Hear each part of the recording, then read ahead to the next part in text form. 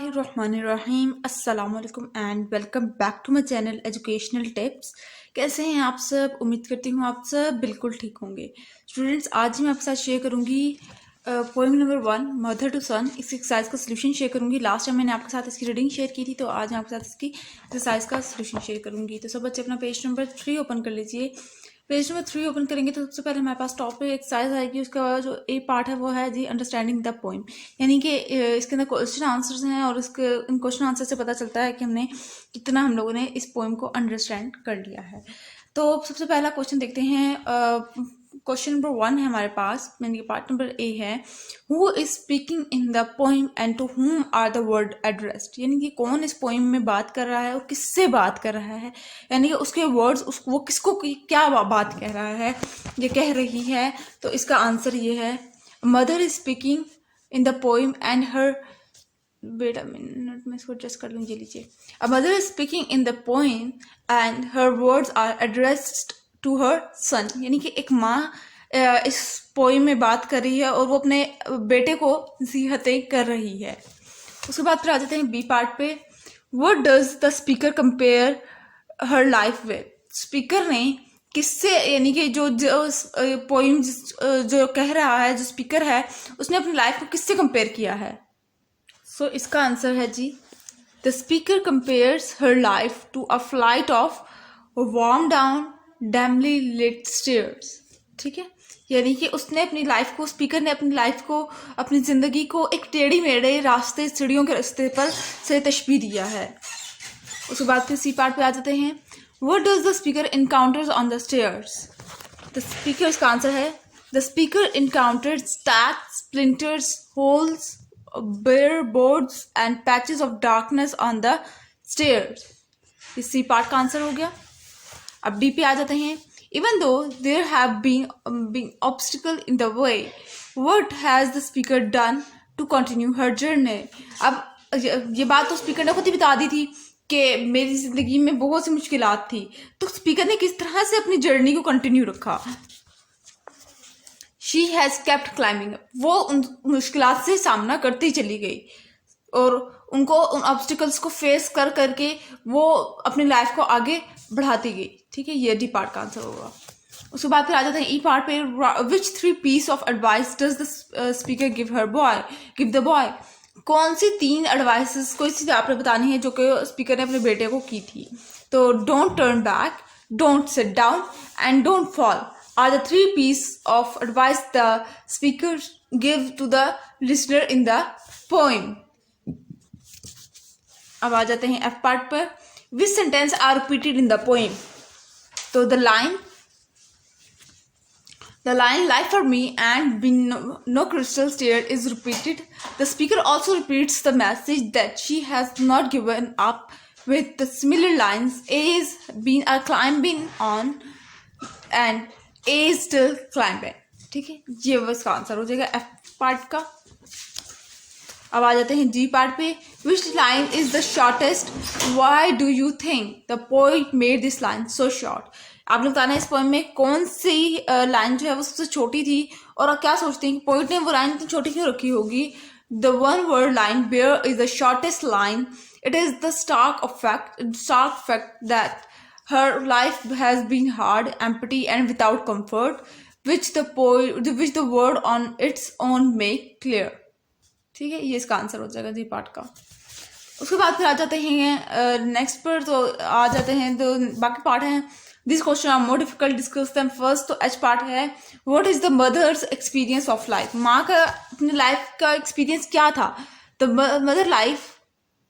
mother life has been very difficult but she has not give up, यानी कि उसकी माँ की लाइफ बहुत मुश्किल थी लेकिन उसने कभी भी हार नहीं मानी।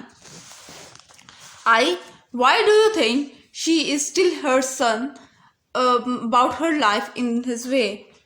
आप क्यों समझते हैं कि उन्होंने माँ अपने बेटे को अपनी लाइफ की स्टोरी क्यों बता रही होगी। She wants to encourage her son, वो अपने बेटे को हिम्मत देना चाहती है कि लाइफ में डट के जियो। जे पार्ट पे देख लेते हैं। Thinking about the word and phrase used in the poem, which points in the woman's real life will these represent? For example, tax and splinter might represent hardship and hardship of a particular kind. Which hardships? Go through the poem and other images and write what these may represent in the real life. अब आपने वो कह रहे हैं इस poem के अंदर, जो हमने जो पोएम पढ़ी है, जो कि आप अगर आपको पोएम नहीं समझ आई हुई तो आप चाहें तो मेरे चैनल पे विजिट कर सकते हैं, वहाँ पे आप लोगों को मेरी इस पोएम की रीडिंग मौजूद है, तो आप वो पहले वॉच कर लीजिएगा। वो कह रहे हैं कि इस पोएम के अंदर जितनी भी कुछ चीज़ें ऐसी हैं इमेजिनरी हैं, ठीक है। अब आपने बताना है कि वो इमेजिनरी उनके कहने का वो वर्ड्स खाली हैं, लेकिन आपने बताना है कि उनको वर्ड्स को यूज क्यों किया गया। जैसे स्टैक्स और स्प्लिंटर, यहाँ पे जो पोएम के अंदर स्टैक और स्प्लिंटर यूज किए गए हैं, वो बेसिकली क्या रिप्रेजेंट कर रहा है, वो क्या बता रहे हैं कि वो हार्डशिप्स हैं। अब वो हार्डशिप किस तरह की, यानी कि मुश्किलात किस तरह की, वो भी बताएं आप लोग। तो मैंने आपके सामने 3 वो रख दिए imaginary. The stacks and splinter represent hardships and painful movements, ठीक है। वो मुश्किलात और वो दर्द भरी लम्हात जिंदगी के, वो ये टैक्स स्प्लिंटर रिप्रेजेंट करते हैं। Boards turn up represent unfulfilled opportunities, यानी कि बोर्ड्स टर्न अप, इसका ये वर्ड ये रिप्रेजेंट करता है कि इस तरह से एक सारी फैसिलिटीज उसकी मदर को अवेलेबल नहीं थी, लेकिन वो फिर भी उन फैसिलिटीज के ना होते हुए भी क्या कर रही थी, अपनी लाइफ को रन कर रही थी। A place with no carpet could represent lack of comfort and wealth, यानी कि अब यहाँ पे वर्ड हुआ था ना प्लेस विथ नो कारपेट, ये रिप्रेजेंट क्या कर रहा था कि उसकी जिंदगी कोई मामूली जिंदगी नहीं थी। यूं नहीं था कि पैसों की रेल पेल हो, आराम सुकून से इतने ज्यादा पैसे हों और आराम सुकून से ऐशो इशरत की जिंदगी हो, नहीं, उसकी जिंदगी ऐशो इशरत वाली नहीं थी, ठीक है। तो ये था वो उसका आंसर जे पार्ट का। अब आ जाते हैं पेज नंबर 4 पर। पेज नंबर 4 ओपन कर लीजिए। तो पेज नंबर 4 पर है हमारे पास be working with the words. इसका क्वेश्चन नंबर 2 देख लीजिए। Write this sentence using standard and grammatically correct English. Part number A है is an expecting, I am expecting, ठीक है।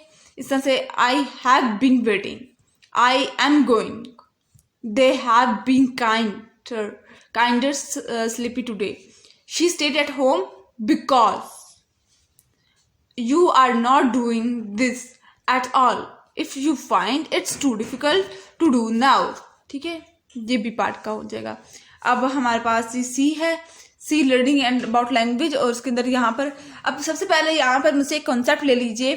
स्टेटमेंट क्या होती है, क्वेश्चन क्या होता है, कमांड क्या होता है और एक्सक्लेमेशन मार्क क्या होते हैं। स्टेटमेंट, जब भी मैंने कोई बात कह दी वो मेरी स्टेटमेंट है। जब मैंने किसी को ऑर्डर दिया कि ये काम करो, मीन्स करो, ठीक है, तो वो मेरी कमांड कहलाएगी।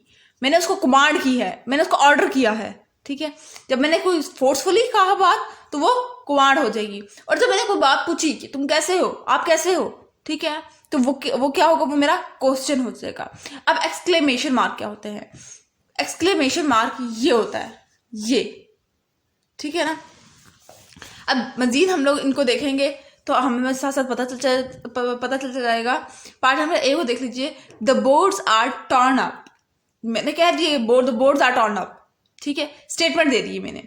Did you hear what I said, यहाँ पे मैंने एक सवाल किया कि क्या तुमने सुना मैंने क्या कहा, सवाल किया ना मैंने, तो ये क्वेश्चन हो जाएगा। Keep it safely in the trunk, मैंने कमांड की, मैंने कहा, ऑर्डर दिया कि इसको आराम सुकून से एहतियात से ट्रंक के अंदर डालो। मैंने तो कमांड कर दी, वो मैंने ऑर्डर दिया, ठीक है। इसी तरह से यहाँ पर मैंने एक्सक्लेमेशन मार्क इस्तेमाल कर दी। हाउ फ्रेश इट इज, कितना फ्रेश लुक दे रहा है, फ्रेश कितना है, आगे एक्सक्लेमेशन मार्क यूज हुई है तो इसको एक्सक्लेमेशन मार्क कहते हैं, ठीक है। उसके बाद it will change colour in 2 hours, मैंने क्या कहा, हाँ ये 2 घंटों में अपना कलर चेंज कर देगा। मैंने कोई ना कमांड की, ना मैंने कोई ऑर्डर नहीं दिया, ना मैंने कोई क्वेश्चन पूछा, मैंने डायरेक्ट उसको स्टेटमेंट दे दी, थ्रो इट अवे। अब कोई कह दे कि इसको, इस कचरे को डस्टबिन में फेंक के आओ, ये ऑर्डर होगा। मैंने, ये कोई आम स्टेटमेंट तो नहीं होगी ना। आपकी मम्मा आपको ऑर्डर करेंगी कि आप इस कचरे को, इस रबिश को आप डस्टबिन में फेंको, तो ये क्या है, कमांड हो जाएगी। आई बर्न इट येस्टरडे, मैंने इसको जलाया था कल, ये आम बात की मैंने, स्टेटमेंट हो जाएगी। Have you burn it yet, क्या तुमने अब तक इसको जला दिया, ये क्वेश्चन पूछा गया है, ठीक है। Make question from the sentence below.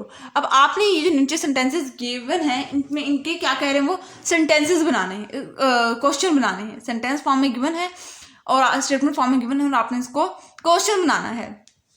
जिस तरह I had tax in it, it had tax in it, did it had. अब देखिए इसके टेंस का, इसके अंदर टेंसेस का अच्छा होना जरूरी है। यहाँ पर हैड इस्तेमाल कर दिया।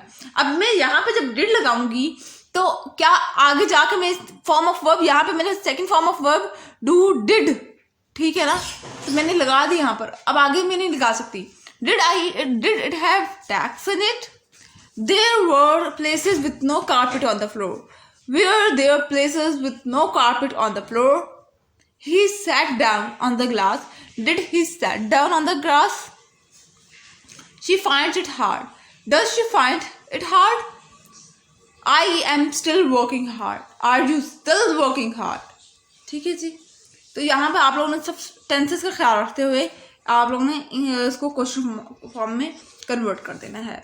तो ये था आज का लेक्चर। आई होप सो आपको समझ आ गया होगा आज का लेक्चर। अगर आज का लेक्चर आप लोगों को समझ आ गया है तो मेरे चैनल को सब्सक्राइब करना मत भूलिएगा, वीडियोस को लाइक करना मत भूलिएगा और साथ ही साथ बेल आइकन को प्रेस करना मत भूलिएगा। सर जी मेरे आने वाली हर लेटेस्ट अपडेट सबसे पहले आप तक पहुंचेगी।